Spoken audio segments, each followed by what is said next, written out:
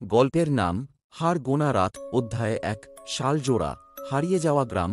পূর্ব মেদিনীপুর জেলার শেষ সীমান্তে একটা ছোট্ট গ্রাম শালজোড়া। একসময় এই গ্রামে প্রায় ৫০ পরিবার থাকত। এখন আছে মাত্র ৫টা, কারণ বাকি সবাই একে একে গায়েব হয়ে গেছে। গ্রামের ঠিক মাঝখানে একটা পুরনো বাড়ি।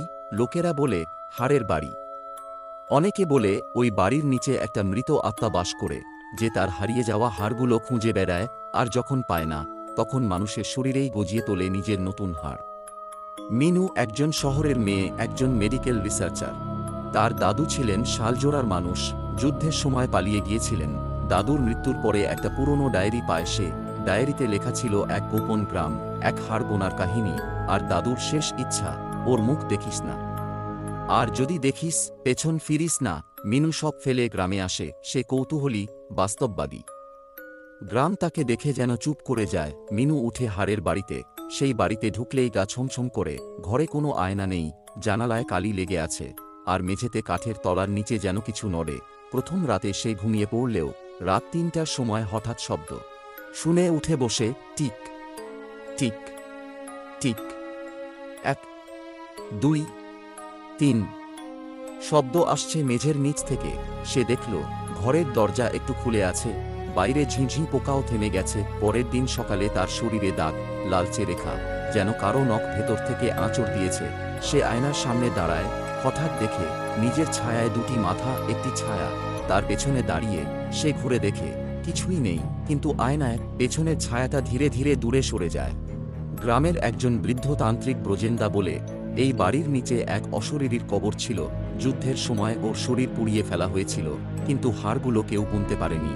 তাই সে গুনে চলে, যতক্ষণ না হাড়ের সংখ্যা পূর্ণ হয়।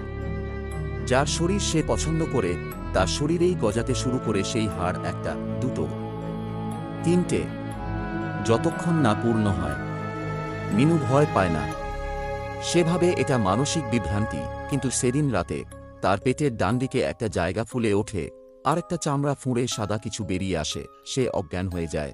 পরদিন মিনু ব্রজেন্দার সাথে যায় হাড়ের বাড়ির নিচে। একটা গোপন দরজা দিয়ে তারা নামে অন্ধকার সিঁড়ি বেয়ে।